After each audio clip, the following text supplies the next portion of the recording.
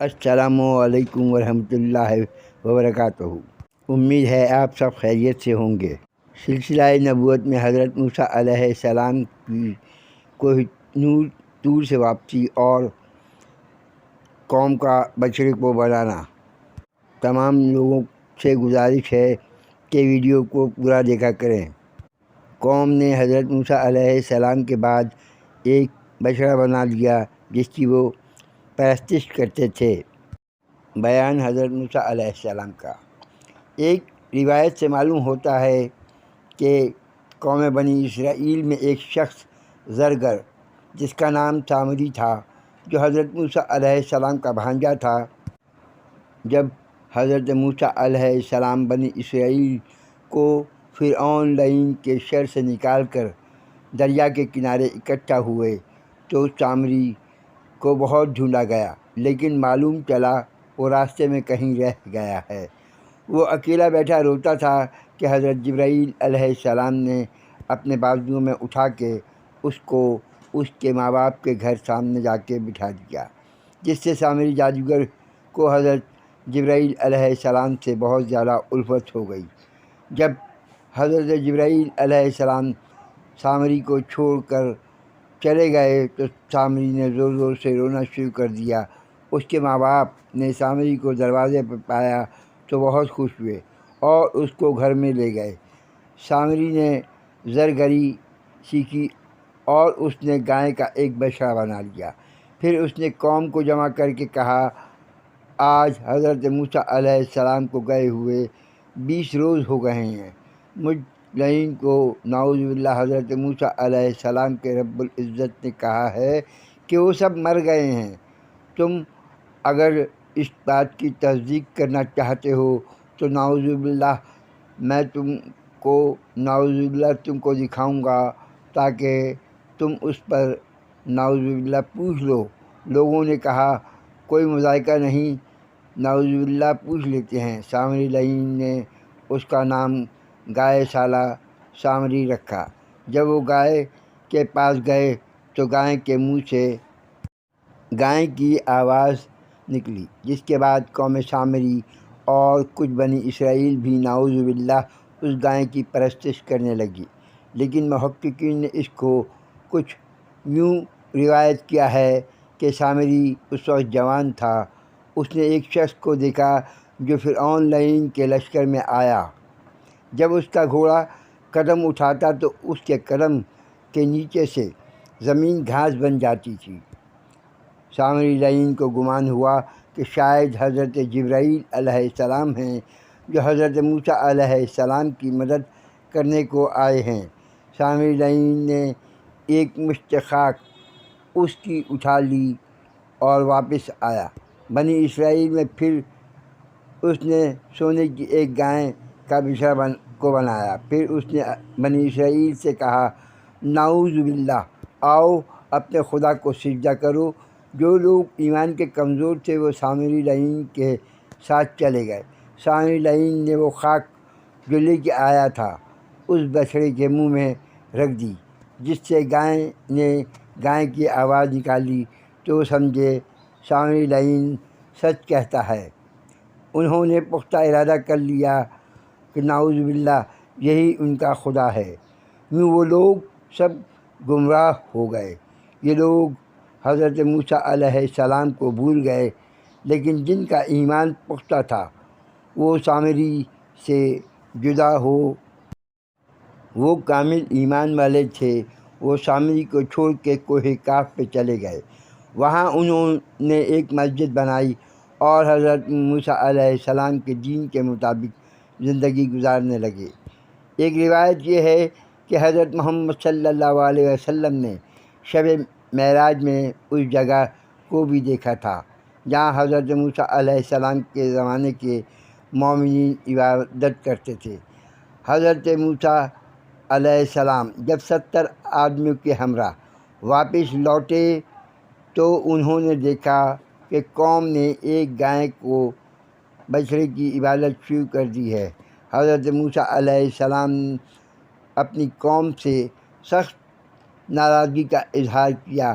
پھر حضرت موسیٰ علیہ السلام نے حضرت ہارون علیہ السلام سے کہا، اے میرے بھائی، میں اپنے پیچھے تجھ کو قوم پر رہنما چھوڑ کر گیا تھا، آپ نے ان کو گمراہ ہونے سے کیوں نہ روکا؟ حضرت ہارون علیہ السلام نے کہا، میں نے تو ہر طرح سے ان کو سمجھانے کی کوشش کی، لیکن یہ سامری کے بنائے ہوئے عجوبے سے انتہائی متاثر ہو گئے، اور مجھ کو ڈر پیدا یہ ہو گیا کہ کہیں یہ لوگ مجھ کو مار ہی نہ ڈالیں۔ اور مت ہنساؤ لوگوں کو جو رب العزت کے نافرمان ہیں، اور مجھ کو ان گناہ گاروں میں مت ملاؤ کہ میں رب العزت پر اب بھی یقین کامل رکھتا ہوں۔ حضرت موسیٰ علیہ السلام نے جس کے بعد حضرت ہارون علیہ السلام سے پوچھا، کس نے بنایا ہے یہ گائے کا پتلا؟ ہارون علیہ السلام نے کہا، سامری لعین نے بنایا ہے یہ گائے کا پتلا، اور اس نے ہی قوم کو بہکایا ہے اور گمراہی میں لے گیا ہے۔ حضرت موسیٰ علیہ السلام نے سامری لعین کو بلوایا اور کہا، تو نے گائے کا پتلا بنا کے قوم میں فتنہ پیدا کر دیا ہے، تو رب العزت کو چند دنوں میں بھول گیا، تو خود کو گمراہ ہوا ہی لوگوں کو بھی تو نے گمراہ کیا، بتا تو نے ایسا کیوں کیا اور کیسے کیا؟ سامری لعین بولا، میرے دل نے کہا مجھ سے، جب میں نے دیکھا ایک شخص گھوڑے پر سوار جاتا تھا فرعون کے لشکر کو، اس کے گھوڑے کے پاؤں سے میں نے برکت دیکھی تو ایک مشت اٹھا لی خاک کی میں نے اس کے قدموں سے، گھوڑے کے پاؤں تلے سے جس کو سونے کے بچھڑے کے منہ میں رکھا تو گائے کے منہ سے آواز آئی، سو میں نے اس کو برکت جانا اور قوم نے اس کی پرستش شروع کر دی۔ حضرت موسیٰ علیہ السلام نے آسمان کی طرف منہ کر کے کہا، اے رب العزت، اس گائے کو قوت گویائی کس نے دی؟ ندا آئی، اے موسیٰ علیہ السلام، ہم نے گائے کو قوت گویائی عطا کی۔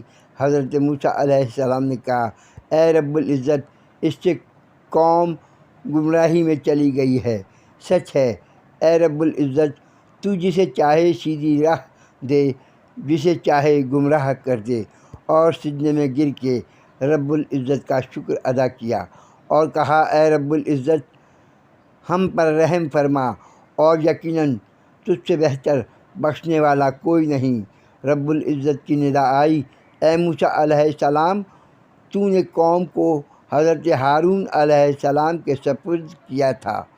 حضرت ہارون علیہ السلام نے یقیناً ان کی نگہبانی کی، وہ کمزور اور ناتواں تھے، کیوں نہ تو نے ہم سے قوم کو ہمارے حوالے کیا کہ ہم نگرانی رکھتے، تو ہرگز قوم گمراہ نہ ہوتی۔ حضرت محمد صلی اللہ علیہ وسلم نے اپنی قوم کو ہر کفار کے محاصرے میں اور وقت وفات اللہ رب العزت کے سپرد کیا تھا۔ حضرت موسیٰ علیہ السلام نے رب العزت سے توبہ کی جو قبول ہوئی۔ رب العزت کا ارشاد ہوا کہ اے حضرت موسیٰ علیہ السلام، اپنی قوم کو جو حق پر ہیں اور جو باطل ہیں ان کو آپس میں جنگ کے لیے کہیں، اگر وہ جنگ کریں گے تو اللہ تعالیٰ معاف کرے گا، یا جو باطل پر قائم رہیں ان کو ملک سے دربدر کر دیں۔ حضرت موسیٰ علیہ السلام نے رب العزت کا پیغام قوم کو دیا۔ پھر ایک گھمسان کی لڑائی ہوئی، باپ بیٹے کا نہ تھا، بیٹا باپ کا نہ تھا، خوب خون بہا۔ حضرت موسیٰ علیہ السلام نے خوب گڑ گڑا کے برہنہ سر رب العزت سے معافی مانگی۔ رب العزت نے حضرت موسیٰ علیہ السلام کو معافی کو قبول کر لیا۔ حضرت موسیٰ علیہ السلام نے وہ زمرد کی تختیاں جو اپنی قوم کے لیے کوہ طور سے لائے تھے اپنی قوم کے آگے کیں اور کہا، میں کوہ طور سے توریت لایا ہوں، ان کو اپنے گھروں میں لکھ کر رکھو، ان کو پڑھو اور ان پر عمل کرو۔ تاکہ دنیا اور آخرت میں تمہارے لیے بھلائی ہو۔ قوم نے کہا، ہرچند کہ ان دو باتوں میں سے ہم عمل نہیں ہوگا، اگر ہم عمل کریں گے تو اس کو پڑھیں گے نہیں، اور اگر پڑھیں گے تو عمل نہیں کریں گے۔ حضرت موسیٰ علیہ السلام نے بہت زور دیا کہ قوم دونوں پر عمل کرے، لیکن قوم نے جواب دیا، اے موسیٰ علیہ السلام، ہم سے ایسا نہیں ہو سکے گا۔ اسی وقت حضرت جبرائیل علیہ السلام نے ایک ابر بمثل پہاڑ رب العزت کے حکم سے آسمان پر لا کھڑا کیا۔ حضرت موسیٰ علیہ السلام نے اپنی قوم سے کہا، اے میری قوم، رب العزت نے عذاب تمہارے سروں پر لا کھڑا کیا ہے، تم لوگ ذرا نگاہ اوپر کی جانب کر کے تو دیکھو۔ قوم نے سر اٹھایا تو دیکھا تو ڈر گئے۔ وہ پہاڑ دیکھنے میں سائبان سا لگتا تھا، لیکن در حقیقت وہ رب العزت کا عذاب تھا۔ وہ ابر پہاڑ نما نیچے کی طرف آیا تو قوم مزید ڈر گئی۔ وہ سمجھے یہ پہاڑ کچھ ہی پل میں ان پر آن گرے گا اور ان کو کچل کر ہلاک کر دے گا، تو وہ سب سجدے میں گر گئے، اس طرح کہ ان کا آدھا منہ زمین میں تھا۔ ان میں سے کچھ نے رب العزت سے معافی مانگی، جس کے بعد وہ عذاب ٹل گیا۔ اللہ رب العزت نے ان کو معاف کر دیا، جبکہ کچھ ان میں سے جو نافرمان ہی رہے اور وہ نعوذ باللہ بچھڑے کی عبادت کرتے رہے، یہ کہہ کے کہ ہم ایمان لائے لیکن سچے دل سے نہیں ایمان لائے۔ حضرت موسیٰ علیہ السلام نے کہا، تم سب ایمان لاؤ اور رب العزت پر اور توریت پر کو اپنے پاس لکھ کر رکھ لو اور ہر وقت پڑھتے رہا کرو، اس پر عمل بھی کرو اور بچھڑے کی عبادت سے باز آ جاؤ۔ حضرت موسیٰ علیہ السلام نے قسم کھا کے کہا، میں اس بچے کے ٹکڑے ٹکڑے کر کے آگ میں جلا دوں گا اور اس کو سمندر میں بہا دوں گا، اس کا نام و نشان بھی نہ رہے گا۔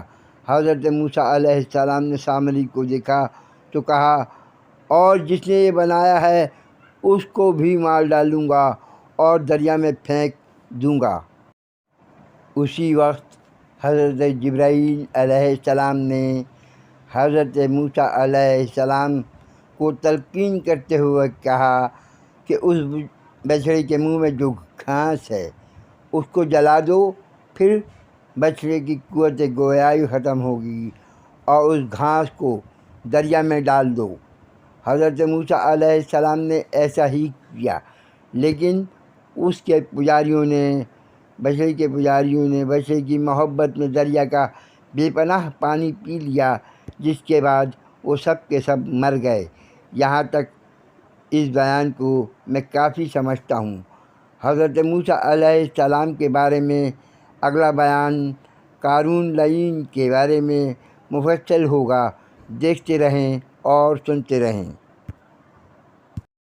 It is almost now Islamic channel. Kindly subscribe, like, share my channel Latifa Khan.